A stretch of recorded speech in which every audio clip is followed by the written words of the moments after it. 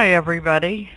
Um, can we do have audio?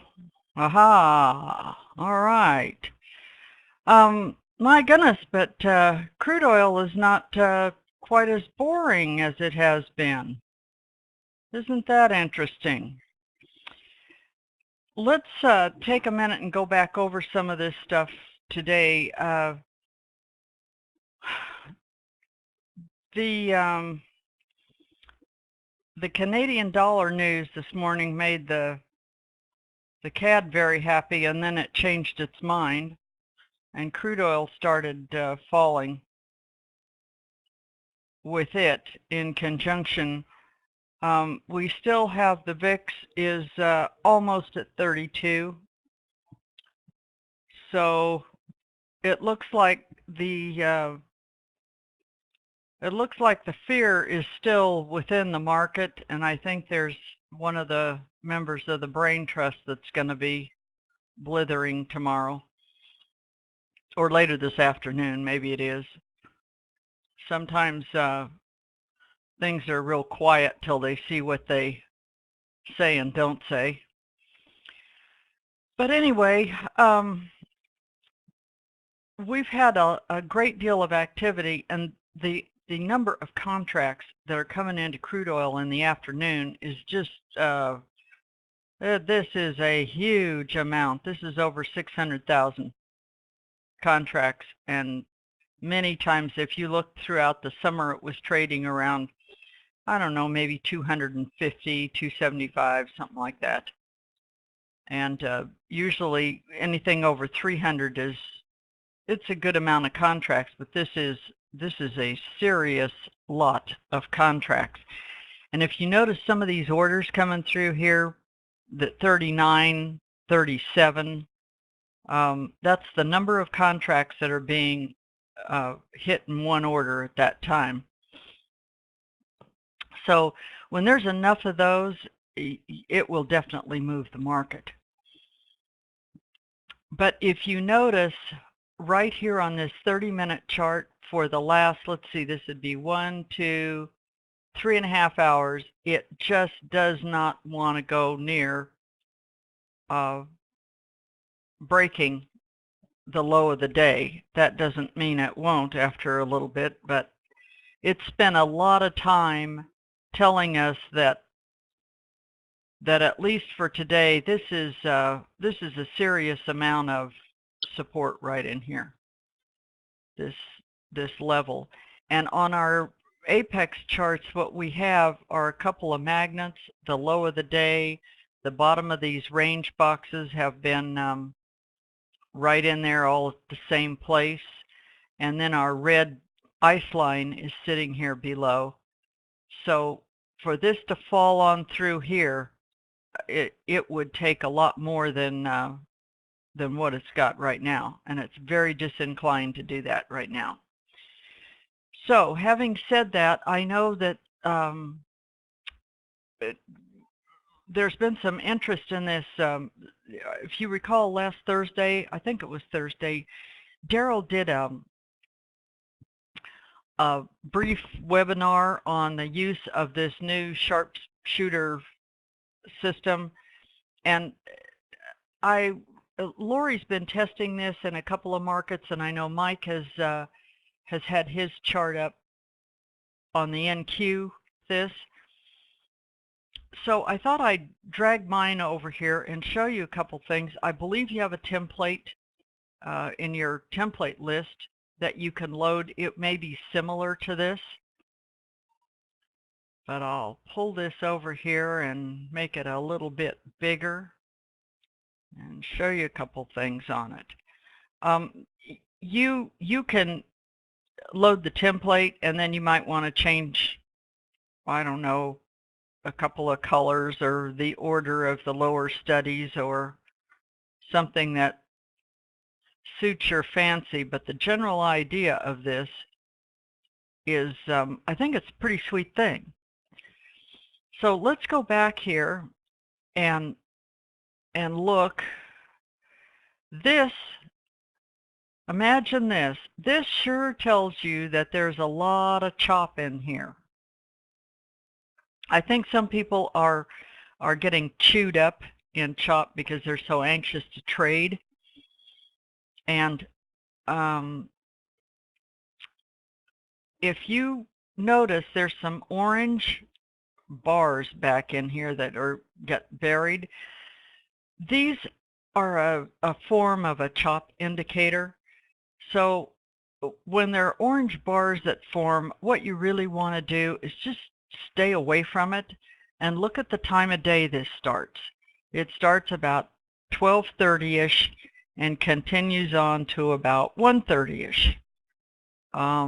Guess what that might be? It's lunchtime in the zoo somewhere. So let's go back over here to the morning. We can go forever, but I'll show you how this can be used.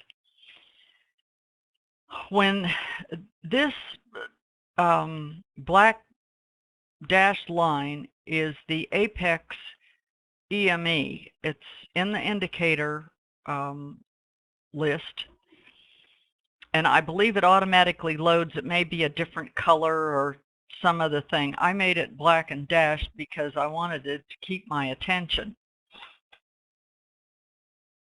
When you have the price bars that are going below this and they turn red, this bus is going to take you to the bank. That, how far it goes is going to depend on a lot of factors. But at least if you're new and this is starting to seem really complicated to you, this is pretty darn simple to use. You have red apex E here, which is an entry. You ignore the fact that these green bars are forming because they're leftovers from the last trend. But wait until you get a matching color bar and take your entry and just take it on down. Once you were in this trade, my natural inclination would be to put my take profit down here at the bottom of this range channel. But with this thing moving like this, you could get some more ticks out of it. But let's just say, for instance, that you did that. You took it here at the bottom of this first red bar and you took it down to the bottom of the range channel, and this would give you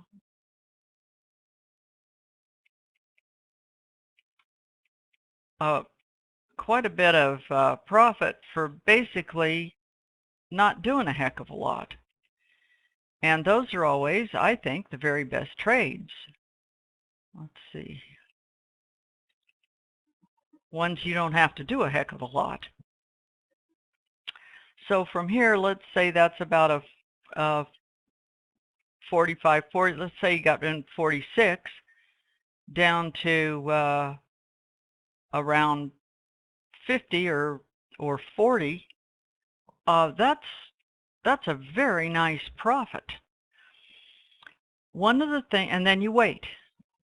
If it reverses, what you need is everything to turn green, which it never did. You can certainly take this up for a scalp, but for a trend, I think this thing is very, very nice. This you just stay out of right in here. When it goes above here, then you take it again north. And one of the things, since this black dotted line is so important in figuring this out,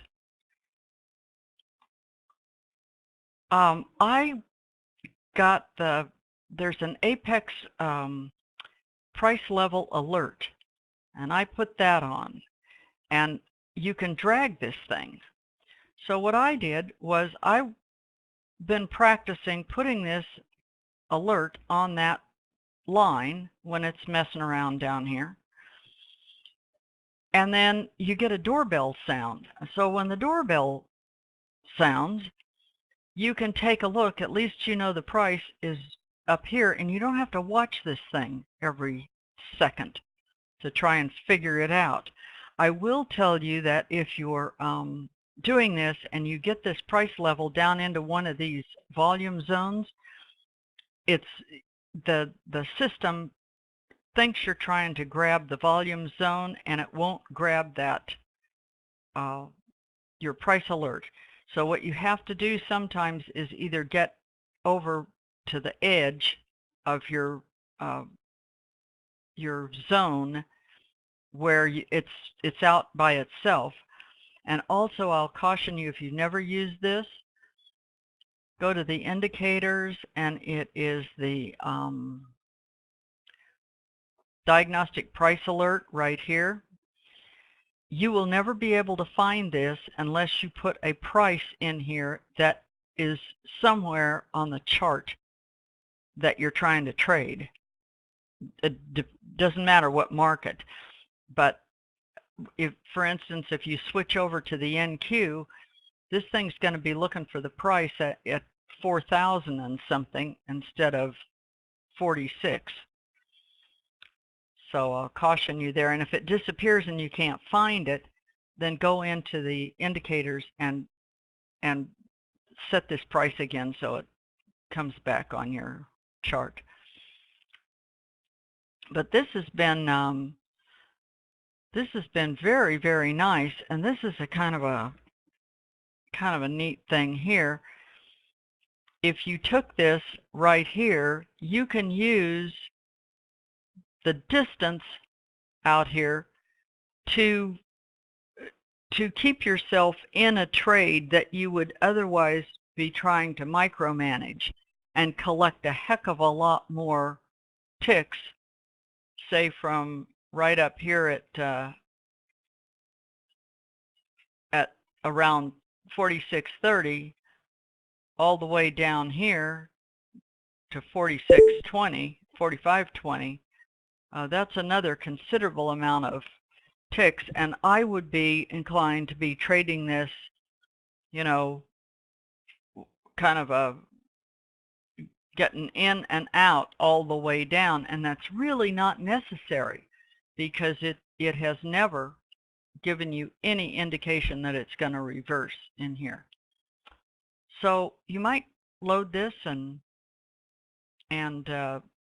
start testing it yourself in demo and see what you come up with. See if you, on the markets you like to trade, because it'll certainly work with anything.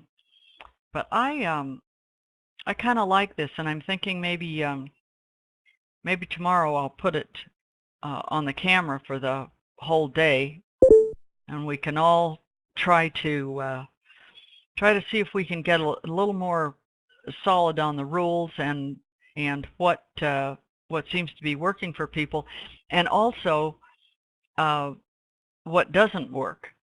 The question I'm asked is, would I trail the stop with the dashed line? As long as there's a pretty big space, I think it's a good idea.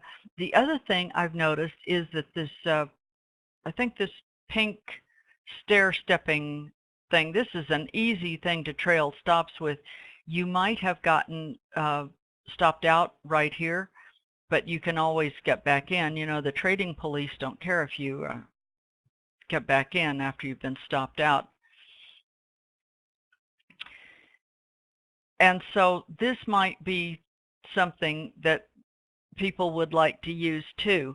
I tend to get in my mind, where is this thing going to go? Where will the bus go?